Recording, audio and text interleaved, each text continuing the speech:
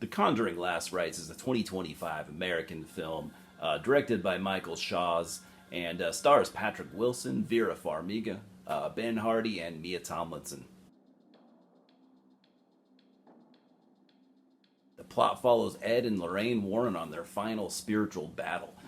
One so evil and dangerous that it brought Ed temporarily out of retirement despite his health issues. So I've never really been the biggest Conjuring fan. I remember thinking that the first movie was really solid, but I don't like super remember it at this point. It's definitely up for a rewatch, though. I do own it. The second one didn't do a whole lot for me, but I'm told it's pretty good. So naturally, I skipped the third one, but I heard kind of mixed things on it. Really, I mean, to be honest, I do want to rewatch all these films. Just the Conjuring films, though, not the extended universe. I don't like most of those. But anyway, so the question, I guess, would be, why did I watch this, after skipping the third and barely remembering the other two? I think maybe because, it's the final film in the franchise. And for some reason, I actually do like the characters of Ed and Lorraine Warren. Since this is my first review of, any of the Conjuring films, I'll get the unavoidable massive elephant out of the room, which is Ed and Lorraine Warren.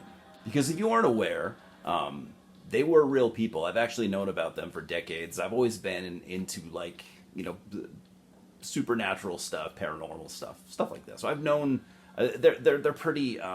Their names are well known in those fields, and for good reason. In my opinion, they were the Warrens were pretty terrible people. Absolute grifters. There's no doubt about that. Everything they said and apparently did has been long debunked. And honestly, it baffles me that anyone thought they would be good for, cinematic characters. That said, I like the Warrens as characters from the Conjuring universe. Because when I watch these movies, I basically really do forget that they were based on anyone. But seriously, whose idea was that? To this day, and I've said it since the very beginning, like, what? I will admit, though, that I do think it's kind of cool that all four of these films are based on, like, real-life cases, paranormal, cases. Were those cases bullshit? Probably, but at least you could try to say that it's, they're all inspired by real people, which they were. So I think there's a little bit of charm there. And this time around, the story takes place in 1986, for most of the runtime, I should say. And it focuses on the Smurl family, haunting in Pennsylvania from back then. That was pretty well documented, I guess. There was a book written about it, and even a 1991 made-for-TV movie, which I never saw. So the beginning of the film, starts back actually in 1964, where the Warrens are investigating an old haunted mirror at a shop where a pregnant Lorraine receives a vision before she goes into labor. So Ed rushes her to the hospital for my least favorite scene in the entire movie, where their daughter Judy is stillborn, but they pray for her and she comes back to life. I'm not going to go into it in details, but that scene really pissed me off. But anyways, fast forward 22 years, we're in 1986, and the Smurl family purchases that same mirror for their daughter Heather. And at this point, I'm kind of on board with this. I like cool, creepy objects. And mirrors have actually a long history in occultism and stuff like that, so it totally works. It's a creepy mirror. I dig it. I mean, also, remember Oculus? However, Mike Flanagan was not involved here, and so beyond the introduction of the mirror, not really, in my opinion, much interesting was done with it. Kind of unused potential, missed opportunity, I guess you could say. In fact, any demon or apparition, villain or character or whatever you want to call them from this movie, I just thought were pretty underwhelming. I mean, don't get me wrong, when this movie's in full funhouse spooky mode, it's pretty fun. Not particularly scary or anything, but fun enough. A problem I have with a lot of these Conjuring and really also the Insidious movies is that whenever you see a big scary demon dude, usually with an axe or whatever, that he's basically harmless. There's also a villain here from the Conjuring universe, which I thought was cool, but it did seem a bit shoehorned in. Like I said, I liked it at first, but it didn't really go anywhere either, so it was just kind of fan service, I guess. So anyways, back to 1986, where we were. The Warrens had to basically end their careers as paranormal investigators mostly due to Ed's kind of ongoing health issues. He had heart issues. He actually had a heart attack, and was told that he could not withstand another one. So they were pretty much just like semi-retired at this point, doing odd jobs like speaking at universities. But not many people showed up for those, and those that didn't take them serious.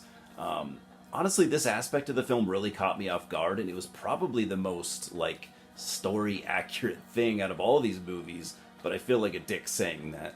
Meanwhile, evil is happening at the Smurl household, and a priest named Father Gordon, who I actually hated as a character, tried to help but is unable to, and he reaches out to the Warrens. Ed isn't super interested in dying young, so he does take a bit of convincing, and but he's a good man, and he can't just stand by doing nothing, knowing that maybe he can save some lives, because that's who Ed is.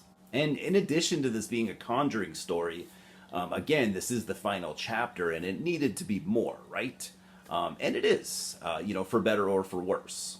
And Judy Warren has been having some increasingly intense visions, which is something that she's dealt with, her whole life. Part of being a Warren, I guess. And she's also introducing her boyfriend Tony to the parents. I really think that your enjoyment of this aspect of the film will definitely vary, based on your attachment to these characters, of course. But it's fairly well done in kind of like a family drama subplot way. Judy Warren is a decent character, and Tony is as well. He's not super important, but he's hard not to like, which would have killed this movie, if those things weren't done right, because their relationship is it's a decent sized subplot. I also thought the Smurl family were all played fairly well. One of my favorite scenes actually was where you first meet the Smurls. You walk through their house, via the camera, and there's a Blue Oyster Cult song playing, and it's just very very well done.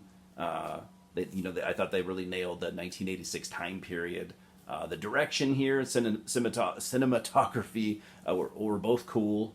The Smurls to me felt like a real family, which was also kind of crucial. Overall, I mean, I enjoyed this enough, but I mostly just thought it was okay.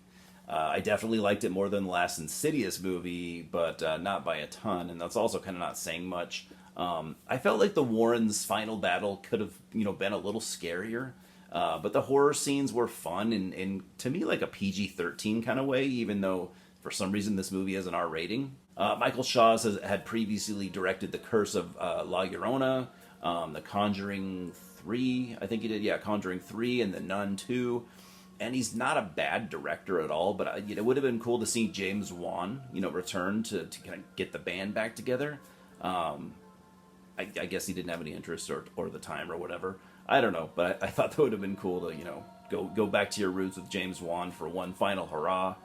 But what we got was just kind of decent, So I'm giving Conjuring Last Rites a 6 out of 10.